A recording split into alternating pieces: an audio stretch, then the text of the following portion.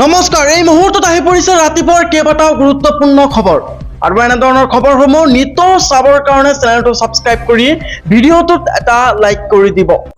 প্ৰথমটো খবৰ ঘোষণা কৰা হ'ল অসম বিধানসভা নিৰ্বাচনৰ ফলাফল। অসমত এইবাৰ ঐতিহাসিক জয় এনডিএৰ।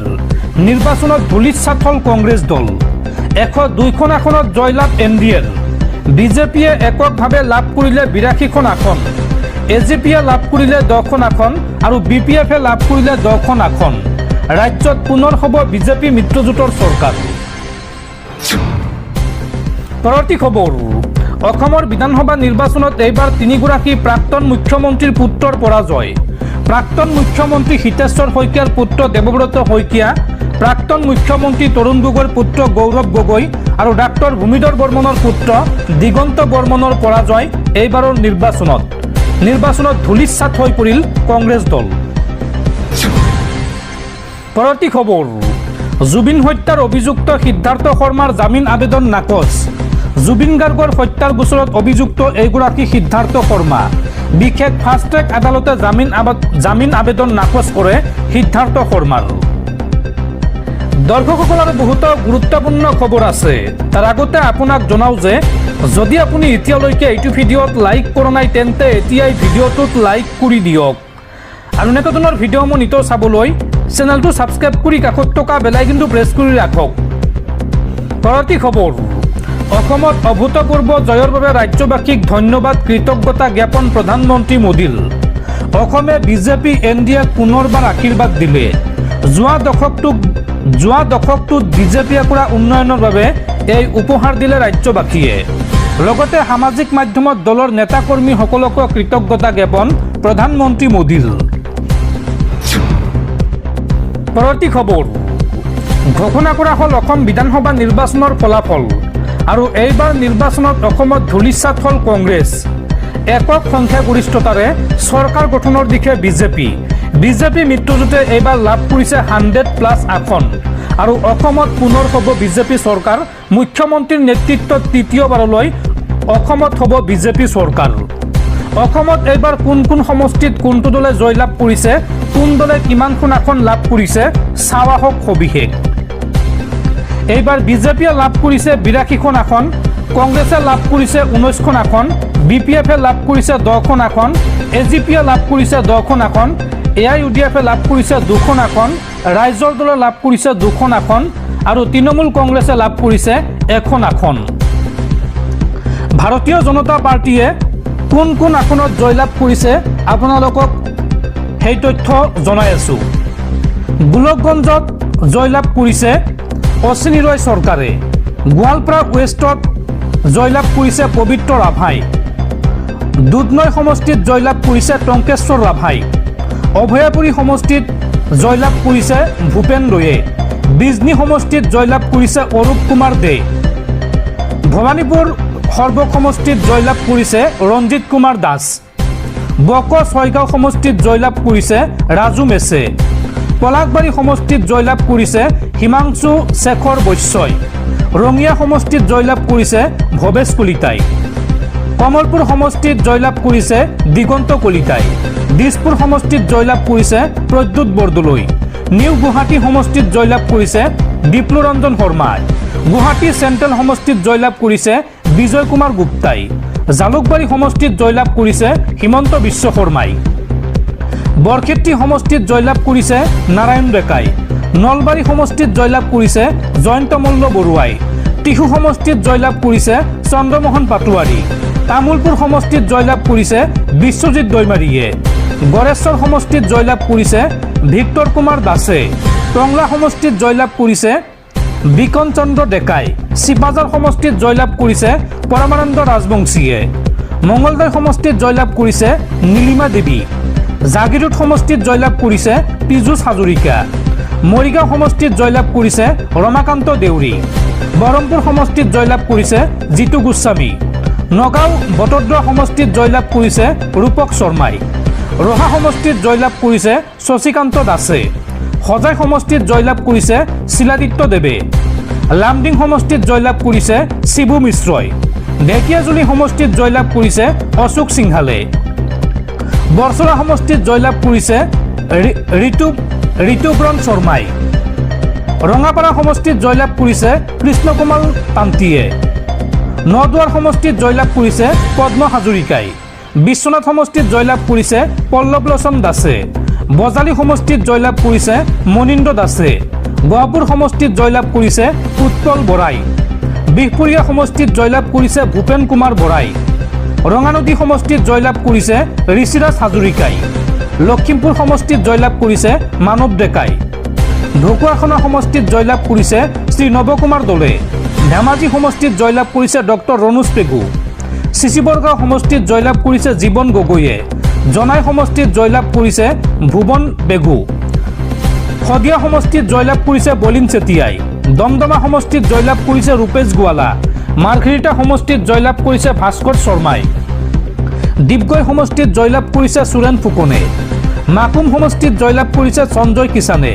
তিনিচুকীয়া সমষ্টিত জয়লাভ কৰিছে পুলক গোহাঁই। চাবুৱা লাহোৱাল সমষ্টিত জয়লাভ কৰিছে বিনোদ হাজৰিকাই। ডিব্ৰুগড় সমষ্টিত জয়লাভ কৰিছে প্ৰশান্ত ফুকন। খোৱাং সমষ্টিত জয়লাভ কৰিছে চক্ৰধৰ গগৈ। দুলীয়াজান সমষ্টিত জয়লাভ কৰিছে ৰামেশ্বৰ তেলী। টিংখাং সমষ্টিত জয়লাভ কৰিছে বিমল বৰাই। নাহৰকটীয়া সমষ্টিত জয়লাভ কৰিছে তৰংগ গগৈ। সোণাৰী সমষ্টিত জয়লাভ কৰিছে ধৰ্মেশ্বৰ কোঁৱৰ। মাহমৰা সমষ্টিত জয়লাভ কৰিছে সুৰজ দিহিঙীয়া। ডিমৌ সমষ্টিত জয়লাভ কৰিছে সুশান্ত বৰগোহাঁই। নাজিৰা সমষ্টিত জয়লাভ কৰিছে ময়ূৰ বৰগোহাঁই। মাজুলী সমষ্টিত জয়লাভ কৰিছে ভুৱন গাম। যোৰহাট সমষ্টিত জয়লাভ কৰিছে হিতেন্দ্ৰনাথ গোস্বামী। মৰিয়নি সমষ্টিত জয়লাভ কৰিছে ৰূপজ্যোতি কুৰ্মী। তিতাবৰ সমষ্টিত জয়লাভ কৰিছে ধীৰাজ গোৱালা। গোলাঘাট সমষ্টিত জয়লাভ কৰিছে অজন্তা নেওগ। দেৰগাঁও সমষ্টিত জয়লাভ কৰিছে মৃদুল কুমাৰ দত্ত। খুমটাই সমষ্টিত জয়লাভ কৰিছে মৃণাল শইকীয়াই। সৰুপথাৰ সমষ্টিত জয়লাভ কৰিছে বিশ্বজিৎ ফুকনে। বোকাজান সমষ্টিত জয়লাভ কৰিছে সূৰ্য ৰংপোহাৰে। হাওৰাঘাট সমষ্টিত জয়লাভ কৰিছে লুংচিং তেৰণে। ডিফু সমষ্টিত জয়লাভ কৰিছে নিচ টেৰাংপিয়ে। ৰংখাং সমষ্টিত জয়লাভ কৰিছে তুলিৰাম ৰংহাঙে। আমৰি সমষ্টিত জয়লাভ কৰিছে হাব্বি তেৰণে। লখিমপুৰ সমষ্টিত জয়লাভ কৰিছে কৌশিক ৰয়ে। উদাৰবন সমষ্টিত জয়লাভ কৰিছে ৰাজদীপ গোৱালাই। কাটিগড়া সমষ্টিত জয়লাভ কৰিছে কমলাক্ষদেৱ প্ৰকাশই। বৰখলা সমষ্টিত জয়লাভ কৰিছে কিশোৰ নাথে। শিলচৰ সমষ্টিত জয়লাভ কৰিছে ডক্টৰ ৰাজদীপ ৰয়। ধলাই সমষ্টিত জয়লাভ কৰিছে অমিয় কান্তি দাস। হাইলাকান্দি সমষ্টিত জয়লাভ কৰিছে মিলন দাস। পাথাৰকান্দি সমষ্টিত জয়লাভ কৰিছে কৃষ্ণেন্দু পাল। ৰামকৃষ্ণ নগৰ সমষ্টিত জয়লাভ কৰিছে বিজয় মালাকাৰে। আৰু বাতৰি প্ৰস্তুত কৰা সময়লৈকে এটা সমষ্টিত লিড লৈ আছিল বিজেপি। এই সমষ্টিটো হৈছে হাফলং সমষ্টিত ইতিমধ্যে জয়লাভ কৰিছে ৰূপালী লাংথাচাই। আৰু কংগ্ৰেছে কেইখন আসনত জয়লাভ কৰিছে আপোনালোকক সেই তথ্য জনাই আছোঁ। কংগ্ৰেছে ইতিমধ্যে 12খন আসনত জয়লাভ কৰিছে বাতৰি প্ৰস্তুত কৰা সময়লৈকে। সেইকেইখন হৈছে ক্ৰমে ধুবুৰী বেবী বেগম। জলেশ্বৰ সমষ্টিত জয়লাভ কৰিছে আফতাবুদ্দিন মোল্লা। গোৱালপাৰা ইষ্ট সমষ্টিত জয়লাভ কৰিছে আবুল কালাম ৰাছিদ আলম। সৃজনগ্ৰাম সমষ্টিত জয়লাভ কৰিছে MD নুৰুল ইছলামে। চেঙা সমষ্টিত জয়লাভ কৰিছে আব্দুৰ ৰহিম আহমেদ। পাকাবেতবাৰী সমষ্টিত জয়লাভ কৰিছে জাকিৰ হুছেইন চিকদাৰে। চমৰীয়া সমষ্টিত জয়লাভ কৰিছে ৰেকিবুদ্দিন আহমেদ। লাহৰীঘাট সমষ্টিত জয়লাভ কৰিছে ডক্টৰ আসিফ মহম্মদ নাজাৰে। ৰূপহীহাট সমষ্টিত জয়লাভ কৰিছে নুৰুল হুদাই। চামগুৰি সমষ্টিত জয়লাভ কৰিছে তামজিল হুছেইনে। নাওবৈচা সমষ্টিত জয়লাভ কৰিছে ডক্টৰ জয়প্ৰকাশ দাসে। খনাই সমষ্টিত জয়লাভ কৰিছে আমিনুল হক লস্কৰে। আলগাপুৰ কাটলিচাৰা সমষ্টিত জয়লাভ কৰিছে জুবাইৰ আনম মজুমদাৰে।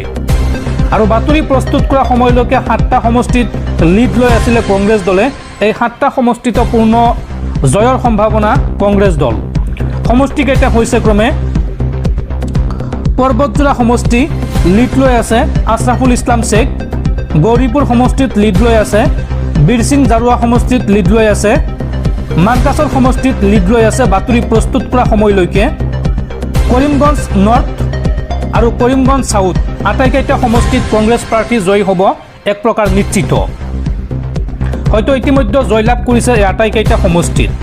আৰু বড়োলেণ্ড পিপল ফ্ৰণ্টে 10টাকৈ আসন লাভ কৰিবলৈ সক্ষম হৈছে। এই আসনকেইটা হৈছে ক্ৰমে BPF-এ কোনকেইটা সমষ্টিত জয়লাভ কৰিবলৈ সক্ষম হৈছে চাওঁ আহক। গোসাইগাঁও সমষ্টিত জয়লাভ কৰিছে শুভহাৰাম বসুমতাৰীয়ে, দত্মা সমষ্টিত জয়লাভ কৰিছে ৰবিৰাম নাৰ্জাৰী, কোকৰাঝাৰ সমষ্টিত জয়লাভ কৰিছে চেউলি মহিলাৰী, বাওখুংৰি সমষ্টিত জয়লাভ কৰিছে ৰূপম চন্দ্ৰ ৰয়, চিডলি চিৰাং সমষ্টিত জয়লাভ কৰিছে পানীৰাম ব্ৰহ্মই, মানাস সমষ্টিত জয়লাভ কৰিছে থানেশ্বৰ বসুমতাৰী, বাক্সা সমষ্টিত জয়লাভ কৰিছে মনেশ্বৰ ব্ৰহ্মই, বেহেৰগাঁও সমষ্টিত জয়লাভ কৰিছে মহেশ্বৰ বড়ো আৰু ওদালগুৰি সমষ্টিত জয়লাভ কৰিছে ৰিখন দৈমাৰী, লগতে মাজবাট সমষ্টিত জয়লাভ কৰিছে চৰণ বড়োই। আৰু লগতে অসম গণ পৰিষদ দলে 10খন আসন দখল কৰিছে। 9খনৰ ৰিজাল্ট ইতিমধ্যে আহি পৰিছে। অসম গণ পৰিষদ দলে দখল কৰিছে বিলাসীপাৰা সমষ্টিত জয়লাভ কৰিছে জীৱেশ ৰয়, বঙাইগাঁও সমষ্টিত জয়লাভ কৰিছে দীপ্তিময় চৌধুৰী, বৰপেটা সমষ্টিত জয়লাভ কৰিছে দীপক কুমাৰ দাস, বজালী সমষ্টিত জয়লাভ কৰিছে ধৰ্মেশ্বৰ ৰয়, ডিমৰীয়া সমষ্টিত জয়লাভ কৰিছে ডক্টৰ তপন দাস, কলিয়াবৰ সমষ্টিত জয়লাভ কৰিছে কেশৱ মহন্ত, তেজপুৰ সমষ্টিত জয়লাভ কৰিছে পৃথ্বীৰাজ ৰাভাই, টিয়ক সমষ্টিত জয়লাভ কৰিছে বিকাশ শইকীয়া আৰু বোকাখাট সমষ্টিত জয়লাভ কৰিছে অতুল বৰা। বাতৰি প্ৰস্তুত কৰা সময়লৈকে এখন আসনত লিড লৈ আছিল অসম গণ পৰিষদ দলে। এই সমষ্টিটো হৈছে হাজো শুৱালকুছি সমষ্টি। হাজো শুৱালকুছি সমষ্টিত পৰাগ চন্দ্ৰ দাসৰ জয় নিশ্চিত। ইতিমধ্যে উইন হৈছে, নিৰ্বাচনত জয় হৈছে প্ৰাৰ্থীগৰাকী। আৰু এইবাৰ নিৰ্বাচনত বদৰুদ্দিন আজমল নেতৃত্বাধীন AIUDF দলে লাভ কৰিছে 2খন আসন। আসন দুখন হৈছে ক্ৰমে দলগাঁও সমষ্টিত এইবাৰ জয়লাভ কৰিছে মুজিবুৰ ৰহমানে আৰু বিন্নাকান্দি সমষ্টিত জয়লাভ কৰিছে মহম্মদ বদৰুদ্দিন আজমল, নিজেই জয়লাভ কৰিছে। 2টাকৈ আসন লাভ কৰিছে এইবাৰ AIUDF দলে। ৰাইজৰ দলে 2খন আসন লাভ কৰিছে। সেই আসন দুখন হৈছে ক্ৰমে ধিং সমষ্টি মেহবুব মুক্তাৰ জয়ী হৈছে আৰু শিৱসাগৰ সমষ্টি অখিল গগৈ। এই 2টাকৈ সমষ্টি লাভ কৰিছে ৰাইজৰ দলে। আৰু লগতে TMC তৃণমূল কংগ্ৰেছে লাভ কৰিছে এখন আসন মন্দিয়া সমষ্টিত শ্বেৰমান আলী আহমেদে জয়লাভ কৰিছে। আৰু এইবাৰ বিধানসভা নিৰ্বাচনত প্ৰথমবাৰলৈ খাতা খুলিছে তৃণমূল কংগ্ৰেছে। মন্দিয়া সমষ্টিত বৃহৎ জয়লাভ কৰিছে শ্বেৰমান আলী আহমেদে। আৰু এয়া আছিলে অসম বিধানসভা নিৰ্বাচনৰ ফলাফল। পৰৱৰ্তী খবৰ, অসমৰ ইতিহাসত প্ৰথমবাৰৰ বাবে বিৰোধী দলপতি দিয়াৰ যোগ্যতা হেৰুৱালে কংগ্ৰেছে। অসমৰ বিধানসভা নিৰ্বাচনত ধূলিসাৎ হৈ পৰিল কংগ্ৰেছ দল। নিৰ্বাচন আয়োগৰ মতে 24টাকৈ সমষ্টিত আগবাঢ়িছে বা উইন হৈছে কংগ্ৰেছ দল। এইবাৰ বিৰোধী দলপতি দিব নোৱাৰিব কংগ্ৰেছে। অসমৰ ৰাইজে চূড়ান্তভাৱে প্ৰত্যাখ্যান কৰিলে কংগ্ৰেছক। অসমৰ ইতিহাসত প্ৰথমবাৰৰ বাবে বিৰোধী দলপতি দিয়াৰ যোগ্যতা হেৰুৱালে কংগ্ৰেছ দলে। এইবাৰ বিৰোধী দলপতি দিব নোৱাৰিব কংগ্ৰেছে।